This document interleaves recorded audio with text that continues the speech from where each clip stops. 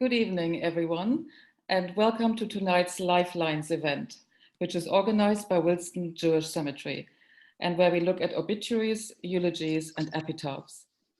Before we start, can I just ask you to please type any questions that you may have for our panelists into the Q&A, which you can find at the bottom of your screens. For any technical queries, can you please type these into the chat, which is also at the bottom of your screen? And I will try my best to answer these. And we would welcome it very much if you feel like tweeting while the event is going on. Please feel free to do so.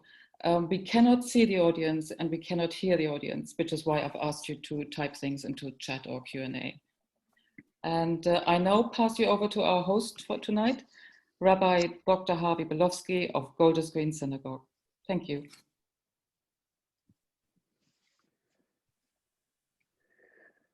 Good evening. I'm Harvey Belofsky, your chair for the evening. This event, as Kirsten has said, is brought to you by House of Life, the wonderful heritage project of Willesden United Synagogue Jewish Cemetery, which is launching this week after years of preparation. I'm very grateful to Hester Abrams, the indefatigable project leader of House of Life, for entrusting me with running this evening. My job is to chair, to moderate, hopefully to facilitate and a little to entertain. I'm the senior rabbi of the Golders Green Synagogue. I am the chief strategist and rabbinic head of University Jewish Chaplaincy. I'm an organizational strategist and broadcaster. But you are here to hear our three wonderful panelists, whom I'm going to introduce very briefly before beginning our evening's activities. First, Alan Cowell. Good evening and welcome. Alan has had a varied and distinguished career as a journalist. For much of his career, he was a foreign correspondent for Reuters and the New York Times, working all over the world. Currently, he's an obituarist for the New York Times. He's covered major stories, such as the killing of Alexander Litvinenko. He also writes fiction, including a recent political thriller set in Nelson Mandela's South Africa. Thank you so much for joining us, Alan. Thank you, Harvey. Turning now to Dr. Aviva Dorsch. Good evening, Aviva, and our sincere apologies for accidentally omitting you from the title page. I'm sure you noticed, I certainly noticed, and our sincere apologies. Aviva is a poet, academic, and a magazine publisher. Her poems have been widely published, and her poems about clearing the home of her mother, who was a hoarder, have been featured on Women's Hour and won the 2017 Primer's Prize. And they were also the subject of a Radio 4 poetry programme, which was broadcast last month, which I listened to in preparation for this evening. And Aviva was quite recently appointed the executive director of Jewish Renaissance magazine. Aviva, good evening and welcome. Good evening, lovely to be here. Our third panellist is Canon Dr. Giles Fraser, an Anglican priest who is rector of St Mary Newington and formerly Canon Chancellor of St Paul's Cathedral and a lecturer in philosophy at Wadham College, Oxford. He's a regular contributor to Thought for the Day on Radio 4, a panellist on Radio 4 Moral Maze, and a columnist for Unheard. His new book, which is out early next year, which I've had the pleasure to read, is Chosen. More of that perhaps later. Welcome, Giles, and good evening. Thank you for joining us. Harvey. Now, by kind of agreement, I'm going to spend a few minutes with each of our panelists, ask them a few questions. Each of them have different areas of expertise, and we will have an opportunity to think about obituaries, epitaphs, eulogies, all different ways of thinking about and memorializing those who have passed on. I'm going to begin, Alan, if I may, with a few questions. Do feel free to answer the ones that you like. Now, Alan, you're an obituary writer, among many other things. What's the difference for our audience, in your view, between an obituary and a eulogy, apart from perhaps the very obvious?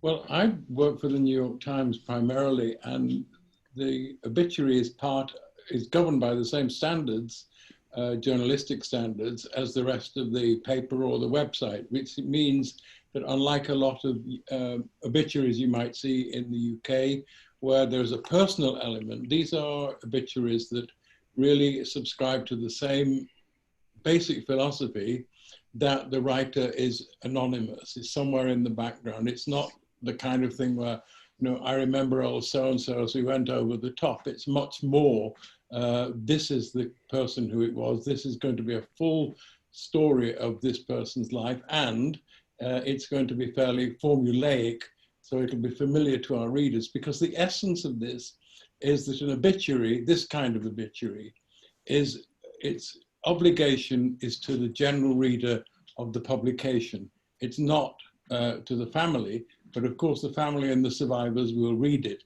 So there's a very difficult line to tread between a factual account, as close as it can be factual, and a respectful analysis of where this person came from. And it can be very difficult. I personally, in the interest of objectivity, prefer not to interview my subjects when I'm writing their advance obituaries. I did one recently where I spent a long time on the phone with someone who passed away quite recently, and I found it quite harrowing that we'd struck up a personal relationship, because that I wanted to be able to say, I'm writing your obituary, not a eulogy. Thank you. You've mentioned the importance of accuracy. It's obviously very important to obituary writers, and it's probably particularly important to the readers and the family members who may have known the person. How do you pull together all the material that you require relatively quickly after someone has died to make sure it's accurate and complete? The best part of my job is I write my obituaries, or not my obituaries, but the obituaries of my subjects in advance. So we take an editorial judgment, and this can be very awkward. You don't want to be calling someone and saying, hey, look, I'm writing your obituary, how do you feel about that?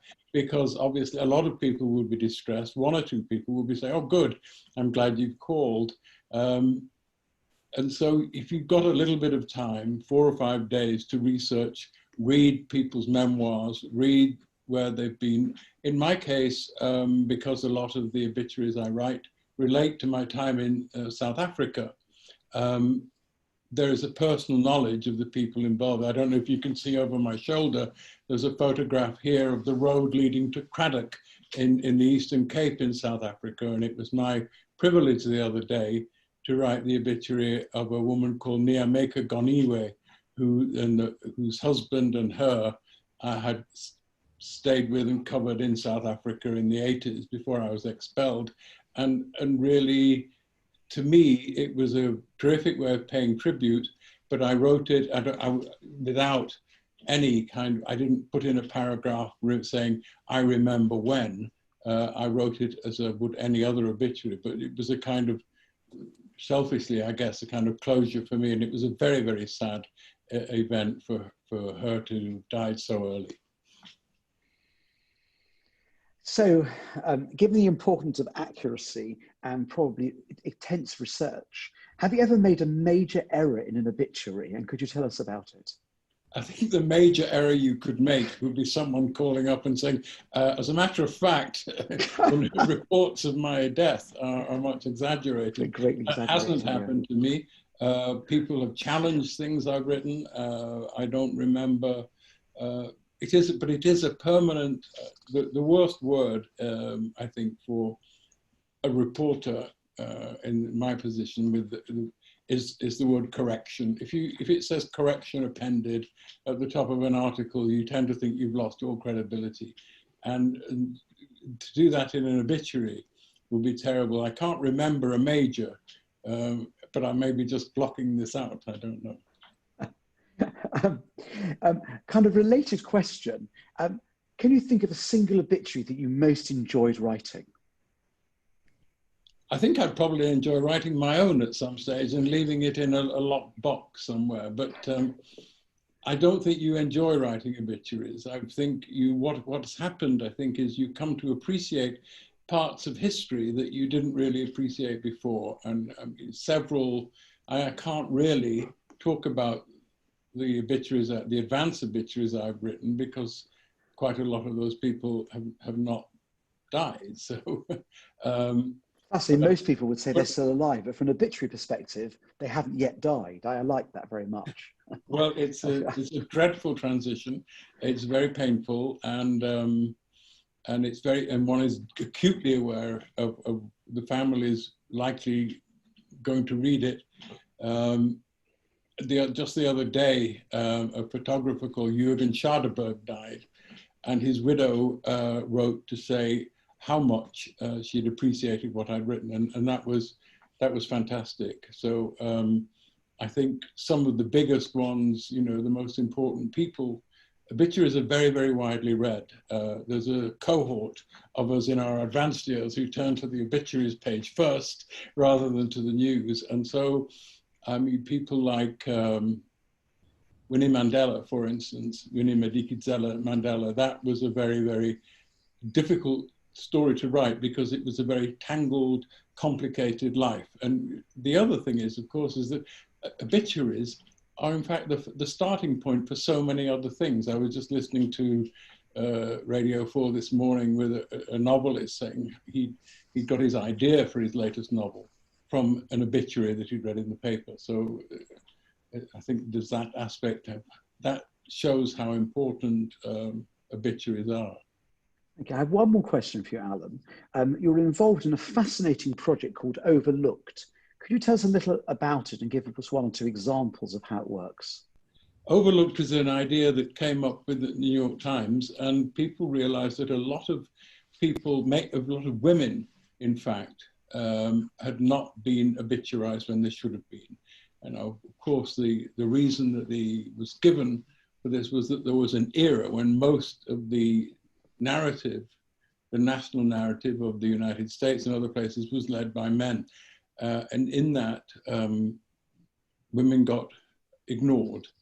I've done two, and they're mostly related somehow. I mean, the oddest one was Alan Turing.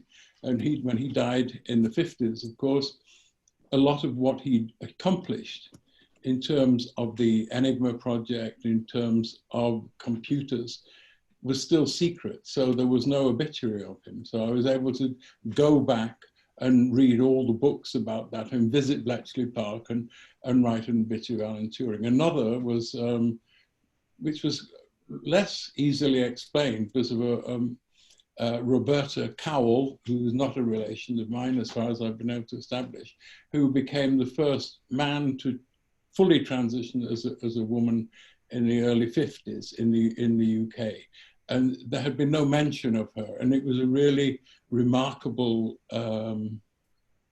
story to write, because she had been a racing car driver, and a Spitfire pilot, and very macho prisoner during the Second World War in the Stalag Luft 1. And then she became who she became. And she died in total obscurity. And there was no obituary written in the British press until several years after her death. Well, thank you very much, Alan. It's really fascinating. There's a lot to go back to there, but I'm now going to move on to Giles Fraser. Giles, my friend, you've officiated at many funerals and facilitated many eulogies. Can you share a particularly memorable one? Oh, my word. Well, the first thing I think I ought to say about eulogies is that I'm a bit of a eulogy skeptic. Giles, can we call that a Eulosceptic? Oh. What about a Eulosceptic? What do you think? One of those as well, actually. Not that we scripted that, of course, at all. Go on. I find it very hard. Obviously, there's a huge difference between the sort of thing that Alan described and the job that we have as clergy.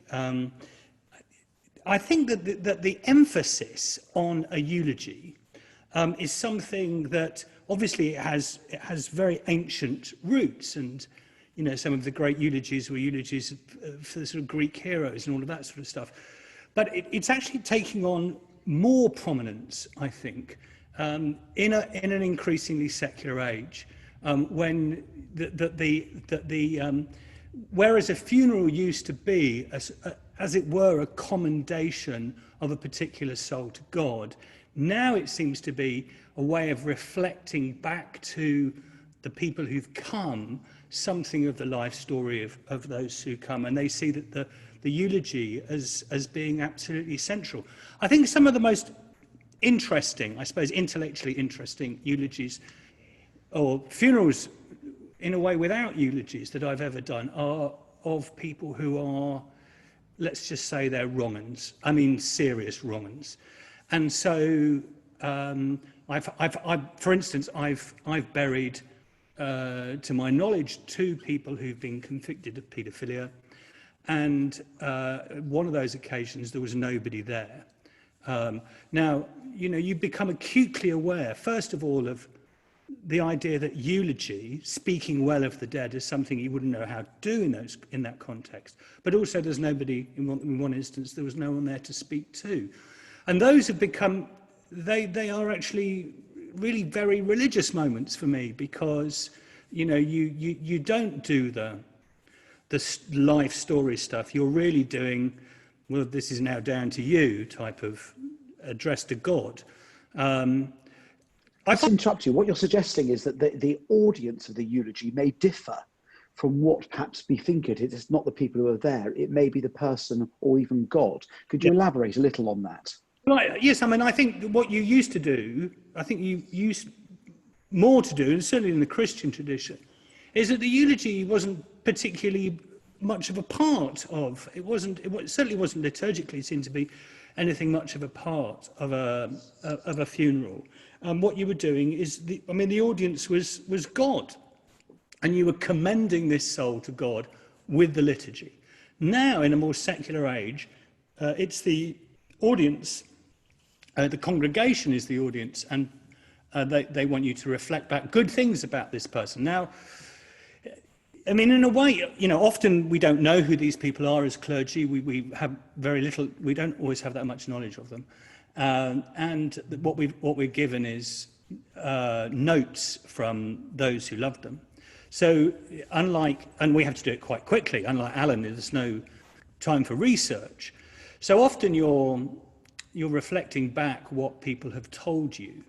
And you have to do that both with the sense that to respect the wishes of the mourners, but also, you know, with a certain suspicion, I suppose, of what it is that you're relaying, because people are complicated. And unlike Alan, we're not really dealing with the sort of objective facts of someone's life, but somehow they're sort of something about their subjectivity.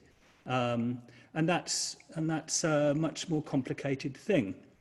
So, I mean, in a way, I prefer it when family members eulogize their loved ones rather than me. You know, I mean, you know, this is called "You Spoke So Well," and sometimes people will say that to you. Sometimes people will be annoyed that you didn't know them. So you do a eulogy, and someone will come up to you afterwards, because, I mean, you've been asked to, and say, "Did you know X?" And I say, "I'm afraid I didn't know X." And they're almost angry that you didn't know X, but you were the person who was, you know, carried the responsibility of talking about them. So I don't know. I find it the opportunity to, you know, I mean, the other thing about a eulogy is it is to speak well of them, and that doesn't necessarily give you a sort of rounded view about what people are. No, so that feeds very much into the kind of the distinction that Alan made at the beginning between the eulogy, you know, and the obituary. I'm just going to pick up on one point. You know, very often, and this is something which I experience in my own professional life. Sometimes one is provided notes by the family. Sometimes the notes are very sparse, and there have been occasions when there are no notes. How do you create a eulogy when you knew nothing about the person? Well, how do you? I mean, how do you? I mean, and so quickly. I mean, one of the big differences. I mean, you mentioned this the other day, Habib. One of the big differences between the sort of Christian tradition and the Jewish and the Muslim tradition is that in your tradition, you know, you're asked to provide a eulogy often, sometimes hours, you know, after you've heard that someone's died. Whereas at least I have a few weeks. The one example I've had of being asked to provide something like a eulogy very quickly was actually doing Thought for the Day, and was when Boris Johnson was very poorly with COVID over the, was it summer? You know, early summer, I suppose. It was April. It was in April. And I was doing Thought for the Day that day, and that was the night that next morning, and that was the night in which nobody was clear whether he was going to survive or not. So it was like, you know, the phone call came from the BBC. Look, if he dies in the night, you've got to do something on Thought for the Day. Well, I met Boris Johnson once once or twice when I was about 10. We used to play cricket together. We're exactly the same age. But I mean, I was just, I wouldn't know where to start. The funny thing was, because I know Boris loves Pericles, and, you know, perhaps, and he's got a bust of Pericles on his desk, and perhaps one of the most famous eulogies of all time was the Pericles Funeral Oration. And I went back and I read the Pericles Funeral Oration. And the really interesting thing about that text is that actually it's not a traditional eulogy, because it starts by going, I know it's traditional to, you know, speak of the great deeds of the people who've died, but I'm translating here, I mean, very freely, but, you know, I don't really know how to do that, and so I'm actually going to do something slightly different, which is I'm going to talk about the values of Athenian society, which is what he goes on and is famous for. But that's in the context of a eulogy, and I sort of thought, you know, I sort of understand the idea that it's very difficult to sort of put your finger on. I tell you, Giles, did you write that? Did you write the, you know, fortunately, thank goodness, he survived, and you didn't have to do it. But did you have something in the freezer ready should it actually happen? Because I just thought I wrote something about Pericles and funeral orations and Pericles and Boris and you know, but you had. Did you send it to Boris? Something of the. I mean, the idea was to try and reflect back something of the public mood. I'm glad I didn't have to do it, because I don't think it was very good. But I mean, I think we were all, you know, if he'd have died that night, we would have all wouldn't know where we were, would we? So that was quite a hard one. I suppose what I'm trying to say is I think lives are really, I think they're very difficult to sum up. I'll tell you a story about my granny. My granny was a very difficult woman, and she had a very hard life. And she was sort of in any way, it was all sorts of ways quite bitter and quite,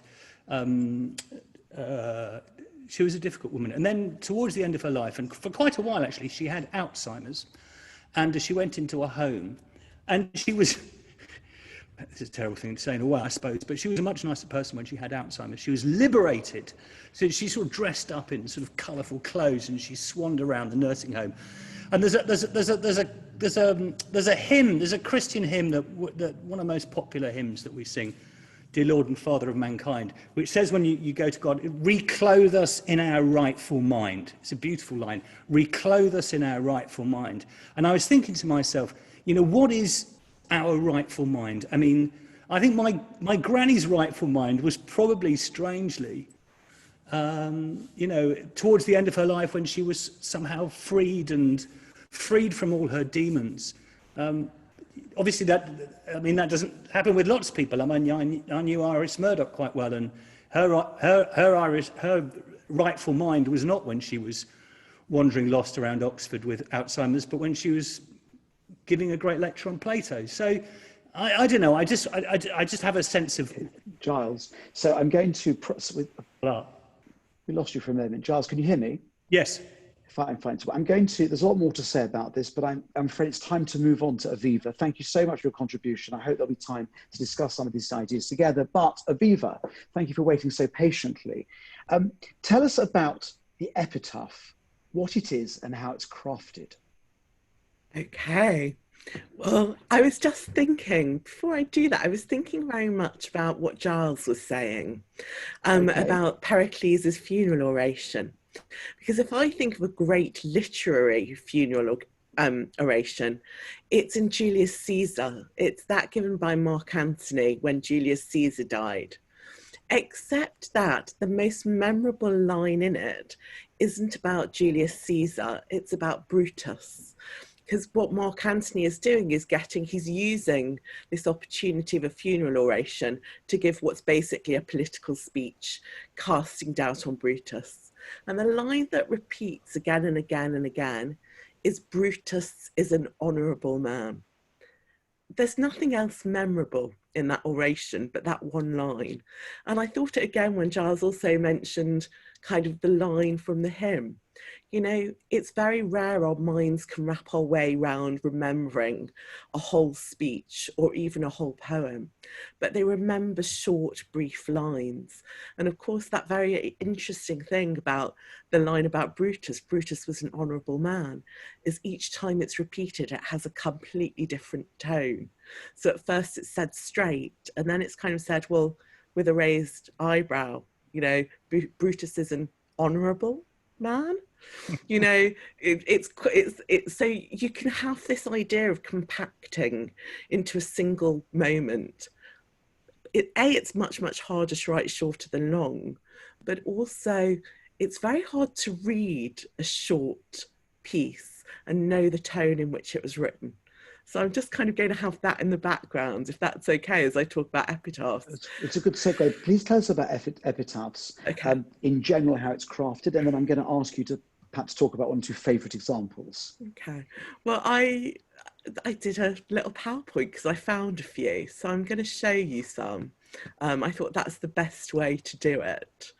So I just want to start, I'm talking about epitaphs, not really as an epitaph writer, but as a poet, because we also have to have that discipline of writing short or writing in a way that's compressed and strong to rules. And my favourite lines about epitaphs come from a poem by Robert Frost. He said, and were an epitaph to be my story, I'd have a short one ready for my own. I would have written of me on my stone, I had a lover's quarrel with the world. And I love that. I had a lover's quarrel with the world. And that's probably my all-time favourite epitaph. But of course, that was written by Robert Frost for Robert Frost. Most of us aren't lucky enough to choose the line. And when we mean epitaphs, we normally mean the line that's written on a gravestone. So the short phrasing of words with which we'll be remembered. Sometimes they're the words of our own voice, but more often they're the words other people apply to us. So I just picked out a few. This is Mel Blanc, who was the voice of Bugs Bunny, amongst other cartoon characters. His epitaph, that's all, folks, which I rather loved. Frank Sinatra, his family put for him, the best is yet to come, which on the one hand, I think is a huge statement of faith. On the other, it rather casts doubt on his talent and what he'd achieved, possibly. So kind of, they're quite tricky, these things. Billy Wilder, it was his choice. I threw this one in, famous screenwriter, because for me, I thought it quite worked. I'm a writer, but then nobody's perfect. Those were jokey ones. This one's a little bit more serious. There is a writer who chose his own epitaph, and what he said he wanted on his gravestone was a line from Homer's Odyssey. It's not what his family gave him. His family just put this number on his gravestone. I don't know if anyone knows whose gravestone it is, but it's Primo Levi's, who was obviously an Auschwitz survivor, and that was the number he had tattooed on him by the Nazis. And I have to say, I find this so difficult, because the whole thing that Primo Levi articulated was that idea of not just being a number. So on the one hand, it was this very poignant statement about his identity and what was done to him. On the other, it was so fundamentally opposed to everything he stood for, which was about humanising the self. So I think when we write, when we create other people's epitaphs, we have a massive responsibility. I'm very aware they're all men. If Harvey will give me 2 minutes, I just picked out a few for women, and I picked these out from Wilson because they're Wilson Cemetery. We can come back to this. This is the elegy written in a country churchyard. I might come back to that later when we talk about poems. But this is Ida Samuel, whose husband wrote her epitaph. So she was buried alongside him and he'd chosen it for her. So this is, and his wife, Ida Samuel, who knew not how to refuse. I do wonder what she would have made of that. I'm just a girl who can't say no. On the one hand, it's a tribute to a wonderful wife. On the other, quite problematic. This is another one from Wilson I thought was interesting. It's to the memory of Adelaide Franklin, and I'm going to do another one of her relatives in a minute, who is being saluted as a devoted wife, a true mother in Israel, someone who was there. I mean, you can read it. This isn't a short epitaph. No one could do that for her, but they've listed everything she was to everyone else. And it's all in these kind of absolutely eulogizing tones. So no acquaintance ever turned to her in vain for sympathy. She never refused material help to anyone who was in need. She was a devoted wife and a true mother, which makes me think a little bit of, you know, a woman of worth who will find her prices far above rubies, or if you were to literally translate the Hebrew, it's actually pearls. It feels so unreal to me, but on the other hand, it's devotedly meant. And I'm just going to finish with one of her relatives, who was Rosalyn Franklin, who we now know publicly as the woman who first imaged DNA. And it was her research that Crick and Watson built on to discover the structure of DNA. But she died very young from, I think it was ovarian cancer. And she is a dearly loved daughter. She's a scientist. But the memorial for her is that her research and discoveries on viruses remain of lasting benefit to mankind, which is fascinating because for 50 years she's been known for her work on DNA, although this kind of epitaph, which actually seemed like it was the wrong epitaph for her, has suddenly come back to us because as we've been working on coronavirus, she actually did imaging of viruses that has led to the work that's currently being done on the imaging of coronavirus. So maybe it will come back to be apposite today. I'll stop there, I think, for now. Thank you very much for that fascinating presentation. I was going to ask you about Rosalyn Franklin, but I think you've covered this interesting dichotomy between the professional or other and the personal, which were absent from both of these Franklin, as tombstone inscriptions. Let me ask you a couple of other brief questions. Do you think it's possible to sum up a life in a few lines? And is poetry the best medium? I think it is and it isn't. I mean, how can we ever articulate who we are in words when we're so much more than words? But at the same time, language is all we have. I would say poetry, or actually brevity. Sometimes when you're forced to compress an idea into a short piece, you get it more right than you do when you use thousands of words. And that for me is a bit like what Primo Levi believed. I mean, he often said, writing about the Holocaust, that people understood more from the story of one life that was Anne Frank's, and looking at it as a moment and looking at her as a single woman, than we did from looking at kind of the babble of voices of the 6 million. So sometimes you can learn more from the concentrated moment. When we spoke, you used the phrase dual memory with respect to the way Jews mourn our dead. Could you elaborate just a little on this phrase, which fascinated me, dual memory? Okay. Well, I think we're all on the one hand and on the other hand, aren't we? I mean, there's a couple of things in that. I'm always kind of looking at twos, and actually sometimes the truth is somewhere in between. But I'm remembered of the rabbinic saying, you know, the rabbi who in his pockets has, in one hand, he pulls out of his pocket, I am but dust and ashes. And in the other, he pulls out, but for me, the world was created. So that sense of who I am you know, and all that I am someone for whom the world is created, and I stand for everything. But on the other hand, the kind of that understanding of our own insignificance, that I am but dust and ashes, it's a very complex thing to understand about a life as we mourn its loss. One more thing, which does not really require a short answer, but might segue us into perhaps more of a conversation between the four of us in a few moments. I listened, as I mentioned, to your lovely Radio 4 broadcast about writing poetry around your own loss. How does one process memories when the relationship with the deceased was difficult or complex? I think the only answer I have to this, and I don't think there is a right answer, I think everybody finds their own, but my answer was with time.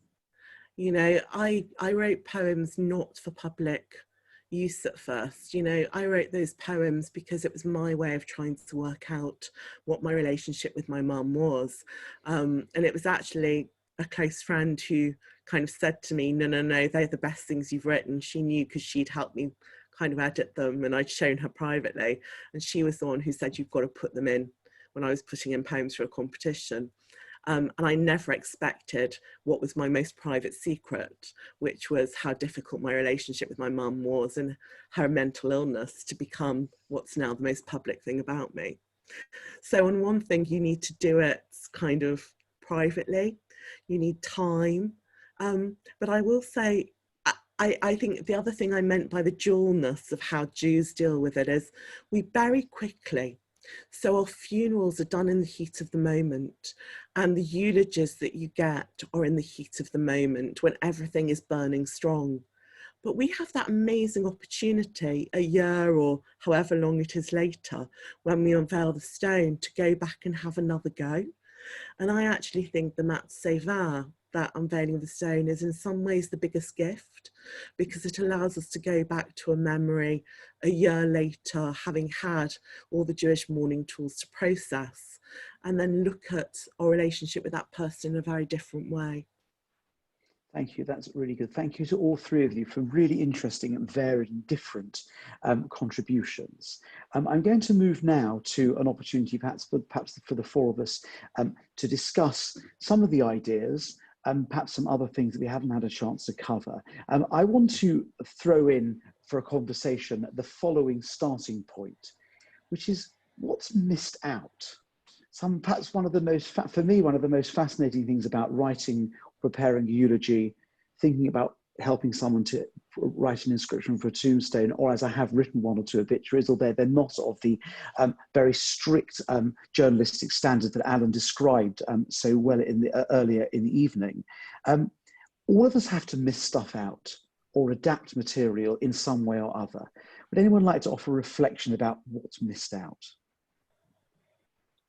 Can I jump in here? Of course. I would say that as much as one tries to make sure that an obituary is as accurate and factual and objective as it can be, the question of what's left out makes a big difference. And I know from one recent example, I obituarized somebody who was also obituarized in another big newspaper. And I noticed in their obituary that they had left out any detailed consideration of the most difficult point in this person's life. And I thought that shouldn't have been left out, but it was. And I think it was because the person had wanted it to be left out. And I don't think that was quite right. So I think, you know, you might think you're being objective. If you leave something out, or you can alter the entire emphasis of the obituary and create an impression that is maybe less than it could be. That's all. No, thank you. I mean, I think that came up very clearly, that you described an obituary as something which, certainly in your world, will conform to the very strict journalistic standards that other types of journalism will, and therefore it has to be as objective as possible. Again, very clearly distinguish it from the eulogy, which is a way of focusing clearly on the positive and overlooking certain I think aspects, possibly quite deliberately. But I think eulogies, as Giles was saying, I think eulogies are best written by the family members where it's possible. I mean, not everybody would wish to or be in a position to, but they are the people who want, and they don't have to read it. They can write a eulogy and then hand it to the person officiating at the service and say, can you please read this, because it's far too difficult for me to read. I would just choke. But if you could do it for me, that would be wonderful. And I think that's a very important part of the relationship between the mourners and the priest at a service. Yes, Giles and I have both have had occasions, on many occasions, where something's been prepared. Any Giles or Aviva, any other comments to add to Alan's perceptive observation about omissions, what's left out? I think sometimes what's left out is done to give solace to the family. So the most painful funeral I've ever been at was, very sadly, one of my best friends died at the age of 24. And the rabbi gave the most unbelievable eulogy. And he did so without ever mentioning how or why she died. He acknowledged her death, but he did it about a life, and it was a brief life, but it was a very, very well-lived life. And that's what her family needed at the time. Because there was a series of kind of shiva prayers, there was another shiva where someone else did the chesed, did the eulogy. And he was someone who had lost his twin brother to suicide.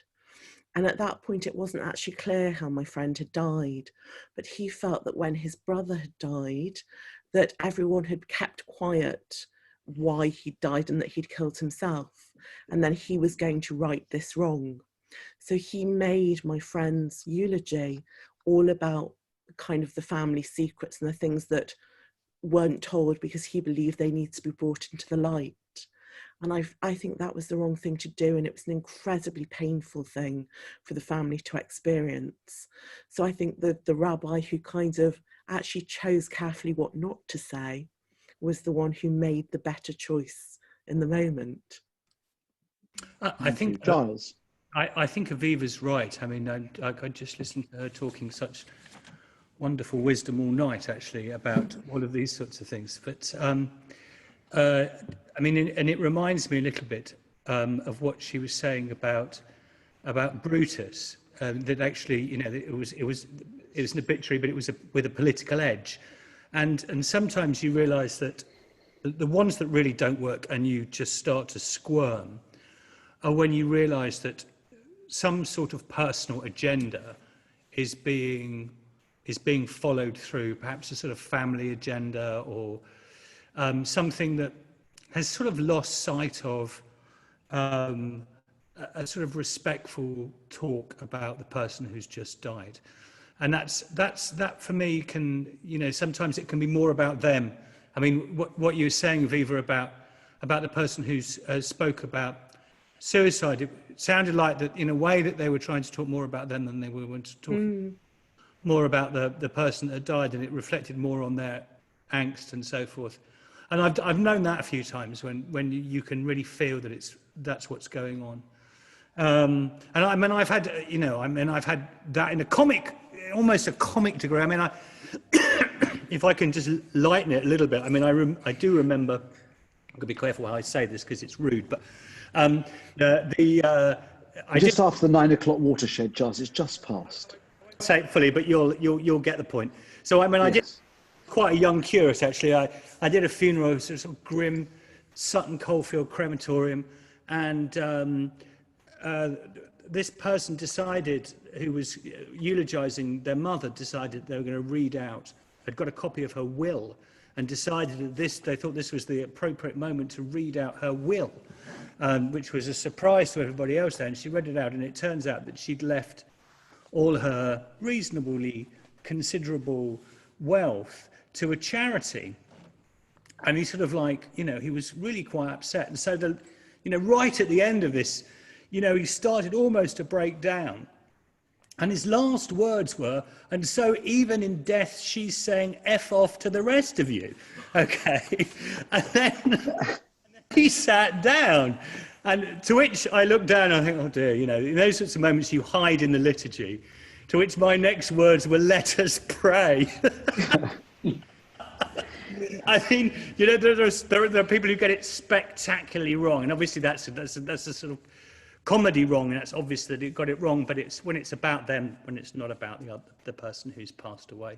I'm also interested in, I suppose this is part of my theme about how you speak about things that you cannot speak, and this also reflects a sort of family circumstance. I have an older brother who died in a cot death before, just before I was born. I mean, a year before I was born, but I mean, his memory is sort of infuses our family story, and I'm always aware, and some of the most difficult things I've ever had to do to stand up, and again, it's when you're disarmed because you don't have the eulogy in your pocket, as it were, in a funeral situation, is when you stand up and you have to talk about a child, a baby that's passed away, and you know, there isn't anything. There's nothing, in a way, there's nothing to say. I mean, there's nothing of Alan's skill that could really be brought to bear on a child that's died. And there you sort of, that's when you fall back on the faith aspect, I suppose. You know, this was a child of God and loved and valued. And you're not talking about them so much, you're just talking about what it is to be a soul before the Almighty. I mean, something of that order. So I'm constantly sort of aware of the sort of the impossibility, actually, of what it is that we're asked to do. The absolute impossibility. I mean, it's absolutely right. Poetry is the best way to make raids on the unspeakable, and raids on the unspeakable is what we're also asked to do. And sometimes, often, they're very, very simple things that can make those very profound and moving raids on the unspeakable, including the sort of very sort of was born in so-and-so, did this, did that, married so-and-so, you know, that's sort of a rather sort of straightforward life story. I've heard some of those before, and actually I thought, I've known this person for quite a while. I didn't know anything about that. Wow, you know, the hinterland that people have. But those are the sorts of things that I always feel pushed up against at a moment like this. How little we can know of people. Yeah. So I would kind of just taking back a little lighter. I do like your story, although it must have been pretty awkward as a young curate to have to handle that on the spot. That kind of thing, not in any way to the same extent, has surfaced many times during my rabbinic career when I've been asked to read a eulogy, and the content is awkward or, in some cases, entirely unsuitable. And you have to tell the family, well, I'm afraid I can't do this bit. I made a note of one years ago, and I was training a young rabbi who came to the cemetery with me. And I read through this eulogy. It's always wise to read it in advance to make sure you can pronounce the names correctly. And one line said, he hated beards. And so I said to the family, I'm afraid I can't actually read this. You might as well say he hated rabbis. So I think she said he did. But nonetheless, they said, well, okay, perhaps you could adapt it for circumstance. So I recall exactly what happened. I came up with the phrase, he admired facial neatness, which of course, the result was that my trainee rabbis was struggling awfully not to laugh through the rest of the ceremony. But, you know, joking apart, that's actually a real story. One has to miss out certain things, and I understand. And there really is a very big distinction between the kind of an attempt to provide a rounded understanding of a person's life, which does seem to be primarily what Alan does, and the providing comfort to the bereaved in a way that does require us to overlook certain aspects of a person's life and behaviour. And, you know, the old jokes about, you know, the new rabbi gets up at the cemetery and said, I'm really sorry, I didn't know this person. Is there anyone who can say something about him? And no one comes forward and says, please, I know nothing. Eventually someone shouts out, his brother was worse. You know, these sorts of things make good jokes and are the kind of fodder of rabbis and priests, slightly entertaining sermons. but actually they're not so far from the truth that there are some extremely awkward issues that families want to gloss over, and sometimes an awful rift in the family where there are two totally different narratives about the person. You know, you can have two bar mitzvahs for your child, it would seem, one in one synagogue the next week, one another week, but what you can't have is two funerals, as far as I can see. And that has led, in my experience and other colleague experiences, some awful conflicts with totally different memories, totally different, particularly if there are two different families. And those sorts of things take enormous skill to navigate. Now, I'm going to move to a question which has appeared in the, from Jill Abram. And it's a bit more of a kind of, I suppose, religious question, but I do hope Alan will also have some kind of spin on this. Is it ever okay to speak ill of the dead? And of course, this is, the answer is, well, I suppose, from my perspective, it depends what forum you're talking about and what your role is. But does anyone have a comment about this? It's the question that's just appeared in the chat. Any takers? Well, you know, people have obituaries when they die, and it's part of the formula of a newspaper or a news organization to provide them. And it could be Mother Teresa, and it could be Saddam Hussein. And where do you speak ill of the dead? You probably have to, if you're writing the obituary of Saddam Hussein, you would speak ill of the dead, and it would be part of being accurate. I hope that hand over the camera wasn't to shut me up.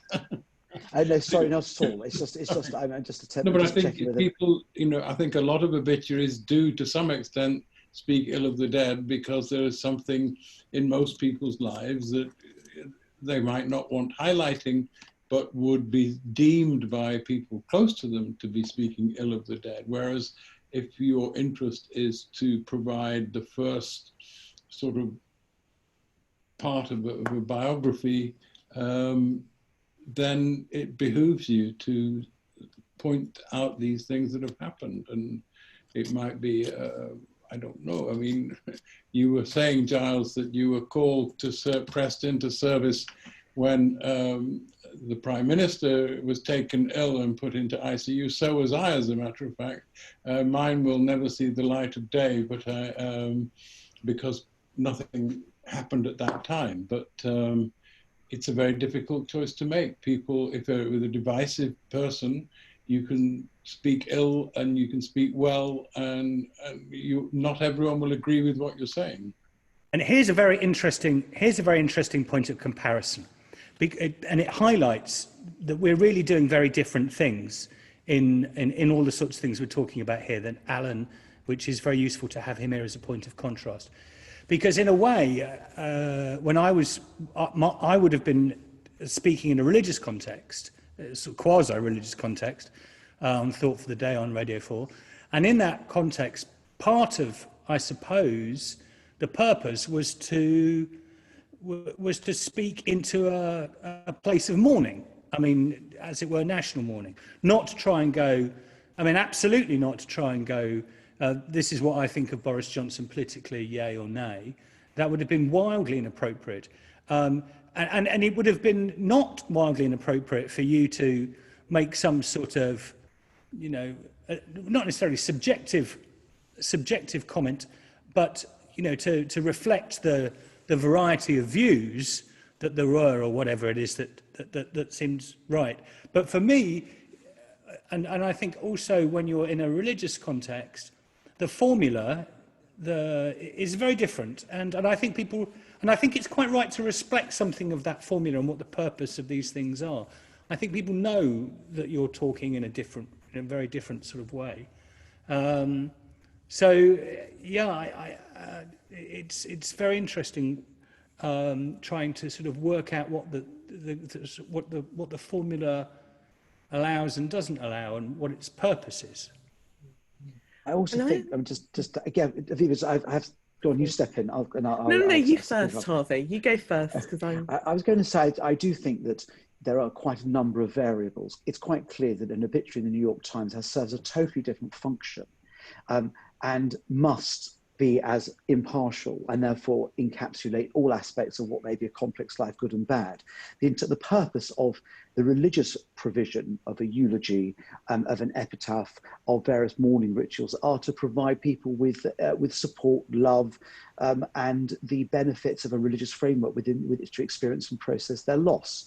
And it's quite clear we can distinguish them. But I think it does change with time, and picking up on Aviva's dual memory. By the time we come to the tombstone convocation 9 or 12 months later, even those who are very close may have a slightly more objective and do tend to perhaps be a little more realistic or rounded, although they're never going to really expose all their dirty linen. And it does depend a lot as well on in terms of what type of relationship the rabbi, priest may have had with the person. Because if it was very close or very specific, there may be certain more latitude, even right at the beginning, to make the odd wry comment and reference to perhaps slightly naughty behaviour. But one has to be extraordinarily cautious and always to avoid what could be a terrible car crash. But Aviva, sorry, I did butt across No, you. it's Please, your turn. No, well, it was great because you were responding to Giles. I want to take it in a different direction, which is to respond not as a religious person, but as a writer for a moment. Because I'm very aware that as a writer, there's a way in which if you prohibit yourself from writing the truth of your thoughts, you end up with something that's very flat on the page, or you end up kind of killing the very thing you want to speak. And there's two people I'm kind of thinking about who what their response to Jill Abram would be. So one is the memoirist Maxine Kingston, who was a Chinese American writer. And she wrote, it was right at the beginning of her first memoir, The Woman Warrior, she wrote, "Don't speak means speak." As in, if there are the very things that you think you shouldn't say are the very things that you need to say out loud. And then there's another quote which is often attributed to Philip Roth, but actually I believe it was Czeslaw Miłosz, and he said, when a writer is born into the family is dead, because what is that writer going to expose about the family?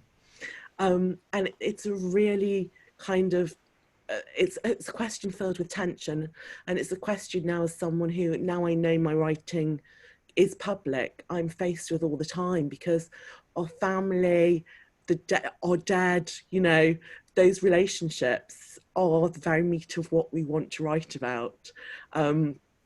If you weren't to speak ill of them, would you be able to say anything at all? But on the other hand, like, there's this thing between speaking your own truth of your experience of the relationship and saying something deliberately vindictive. So I think kind of the place that I've come to, and again, I don't know what it means for everyone else, but mine is I have to write without putting restrictions on myself.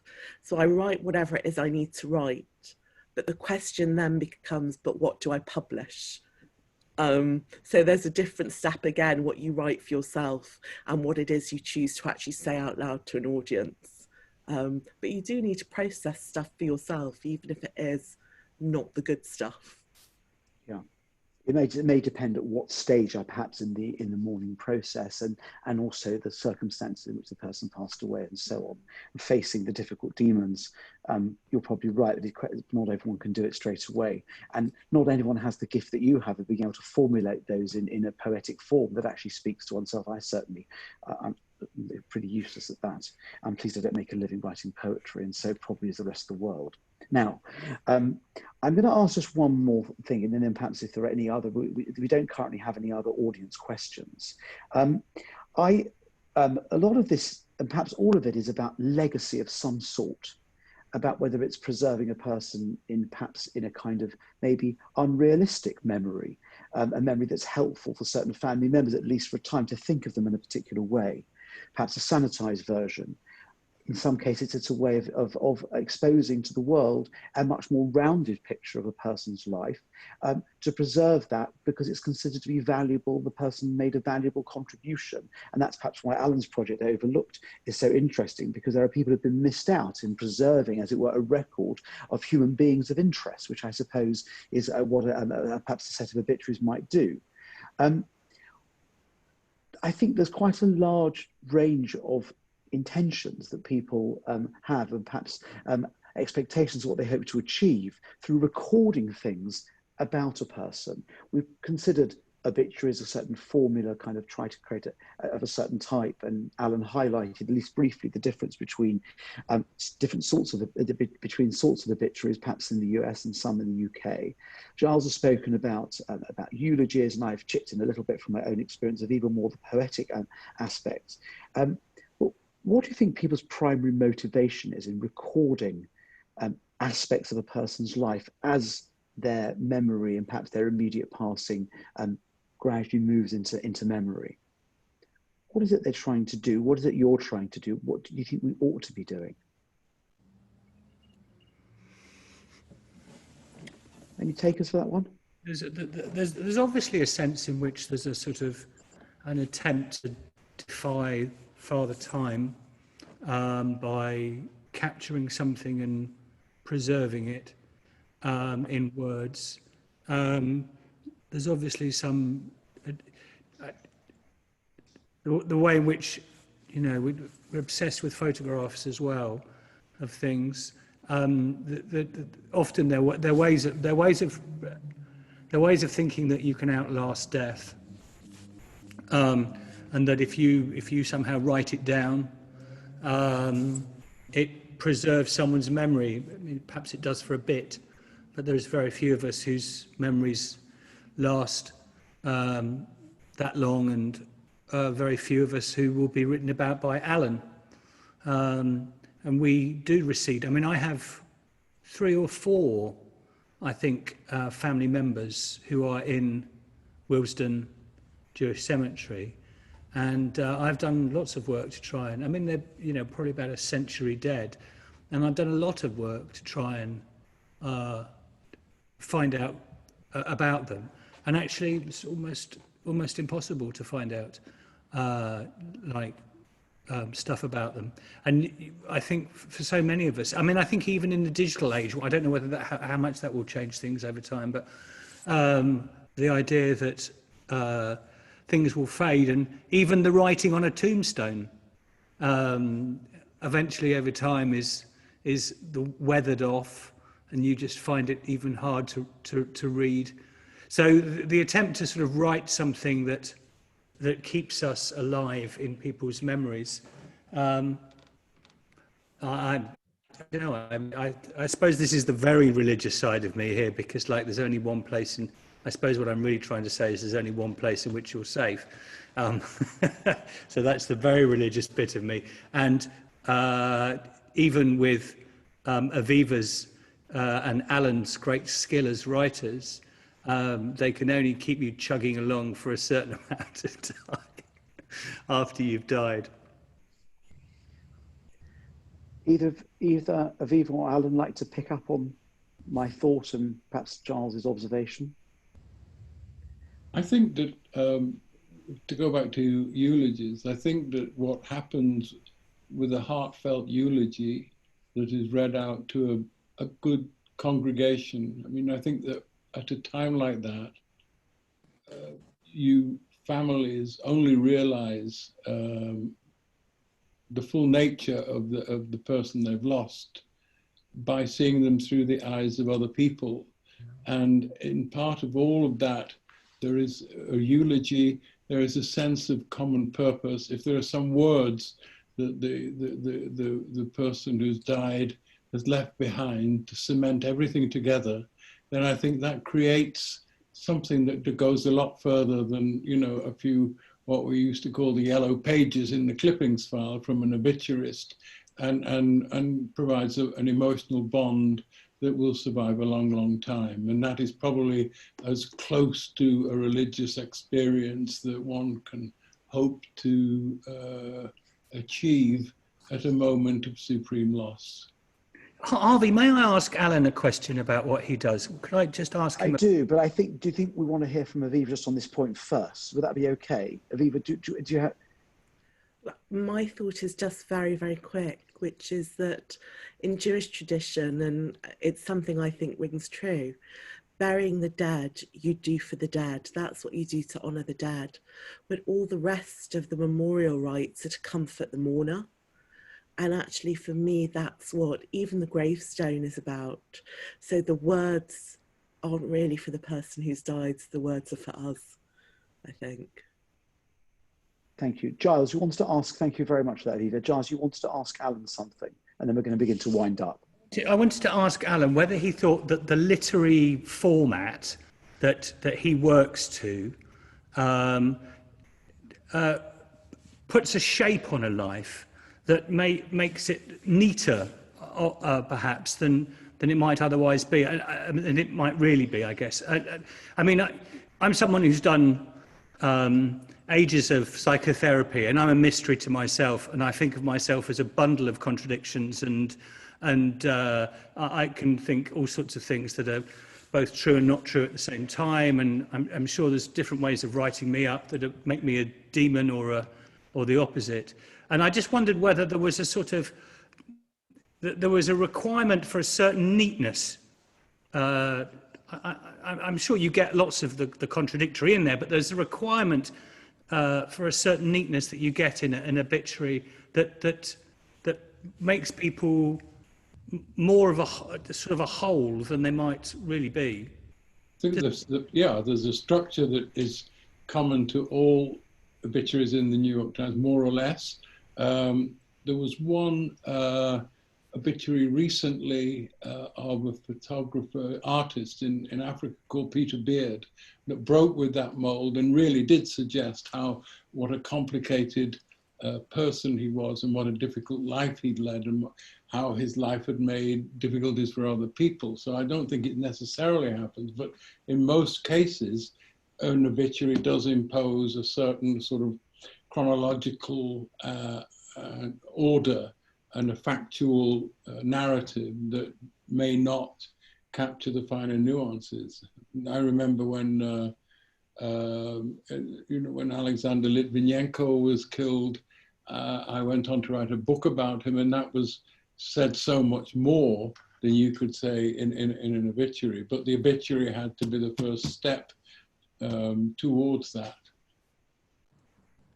Thank you. I'm going to, before just asking my final shot, Hester, who is the project lead for the House of Life, the launch of which we are celebrating this week, just to pick up on Giles' point, do you think there's any kind of value, perhaps communal value, in the House of Life project, which is seeking to collect and record the stories of some or as many as possible of the 27,000 people who are buried in Wilson Jewish Cemetery? That's a question which Hester, as the project leader, is allowed to ask. How do we relate to this kind of project, which seems to have really captured the imagination of all kinds of people and organisations, and for which you all kindly agreed to speak this evening? Just perhaps a brief thought on that in response to Hester's question.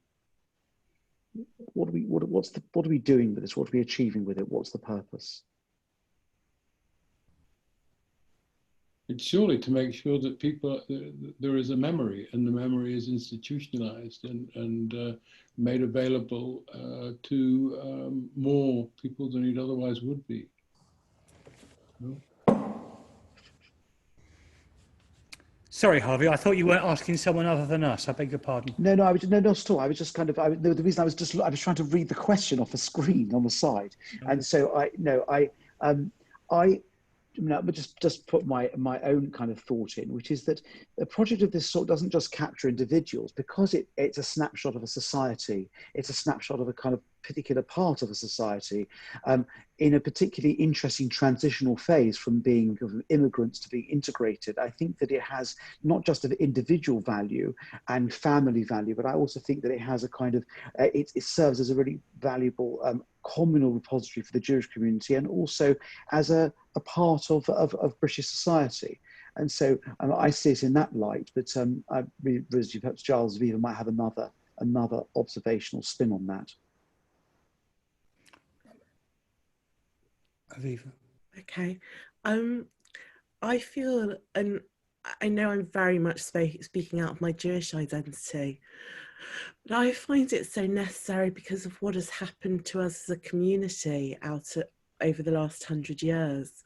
So for me, it was my grandparents and the pogroms. For many people who might be watching this, it was the Holocaust. But there have been so many ruptures in the transmission of memory. And normally those memories are things that we pass from parent to child, from grandparent to grandchild. And the lucky ones, that's still happening. But for too many of us, that was interrupted. So actually, kind of the cultural history becomes our family history too. It becomes our kind of preserved memory on behalf of all of us. So I think I think it's a phenomenally important kind of way to kind of give us all as a community a kind of a historical memory. I think that's completely true, and that memory can be lost.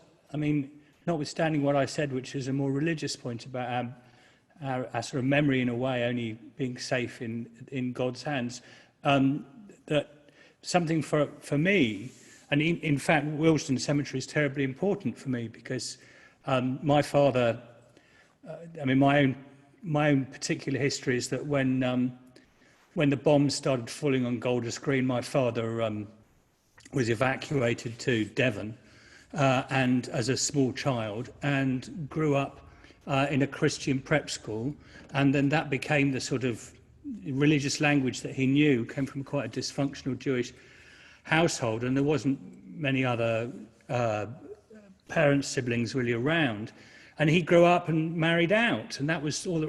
And so it took me sort of quite a long time to sort of recover and what it meant for me that actually, you know, all of the male line going back are called Friedeberg until my father, and they're all buried in Willesden Jewish Cemetery. And to understand something of what that identity means, even though it's sort of in some sense partially lost, I suppose it's Aviva's point that it's so easy for those things to be lost, and that I've certainly felt, and indeed visiting that's why I wanted to come here tonight, do this, that visiting the cemetery for me gave me a sort of much deeper, richer sense of who I am and where I've come from, and also the loss of that was involved in my family story. And I think that's terribly important for our own self-understanding. Thank you. That's really very interesting, and possibly a segue into what could be a whole event. We're now coming to the end of our time, and here we have the final question. In one sentence, please, what would you like your own eulogy, obituary, or epitaph to include? Appreciate you can't say an obituary in a light, but what would you like to include? One sentence, and you can choose a eulogy, obituary, or epitaph. What would you like to include? Just so glad I don't have to do it. Someone else go first. Alan, you've written yours. No, I haven't written it yet, but maybe if it was just one, I don't know. I'd probably go back to something someone said earlier. You know, I'd say my brother was better. So I'll leave it at that. I hope he's watching. Obituaries have a spiritual discipline where you write your own obituary, and you write your own obituary, and then you ask yourself two questions about it. One is this how I'd like to be? I'd like people to say about me, and am I living my life in such a way that this would be a possibility? And it's really interesting what you do. You know, you start by going, what would you want it to look like? Start, you say, Giles Fraser was multi-billionaire and, you know, I had a Ferrari and married supermodels. And then you go, I don't want to live like that. What sort of life is that? And then you go, actually, this is really what I'd like. And there's a sort of like, there's a real discipline of who you want to be when you start thinking about your own, writing your own obituary. And actually, it really focuses the mind about how you want to live, And I have tried to write it a couple of times, and they're just rubbish. And I don't know, my favourite is the Spike Milligan one, which everybody knows, but I still love it. It's my favourite obituary. I told you I was ill. Just genius. Viva? Well, I mean, one thing I will say is, gosh, so much pressure for us to write our own words. Thank goodness we've got other people's to plagiarise. And actually, for those of us who are of a religious tradition, that's what the liturgy can give us as well. I'd probably steal one of two. So probably if I was going to be funny, as a woman writer, I'd steal Aphra Behn. So Aphra Behn wrote her own epitaph, and it said, "Here lies proof that wit can never be defence enough against mortality." So I really, really love that of hers. But actually, kind of being serious for a sec, I think it would probably be the Jewish quote, and it would be that famous one of Hillel's, "If I'm not for myself, who will be for me? But if I'm only for myself, what am I?" Excellent. I suppose that rabbis can never take this quite seriously. I suppose that I'd like my eulogy to consist of one line which says, "Oh look, he's moving," but that is an old joke, one which I'm sure the audience has heard before, and that brings our formal proceedings to a close. And Hester Abram, who is the project lead for the House of Life Wills and Cemetery project, has just come on and is going to wind up the evening formally. Well, thank you very much to Harvey, to Alan, to Giles and Aviva. I think we have literally travelled the globe, we've travelled time, and I think you've left us all thinking about the future, thinking about our own epitaphs, eulogies and obituaries, and maybe our own mark on the world. And I gave a bit of a shameless plug for people to come and visit Wilson Jewish Cemetery. Thank you very much for gamely answering that last question. But this has been absolutely fascinating. Thank you so much for your time. And to the audience, thank you for joining us. Please do tweet about this, sign up to our newsletter, and come and visit the new Heritage Experience. Good evening to everybody. Thank you. Thank you.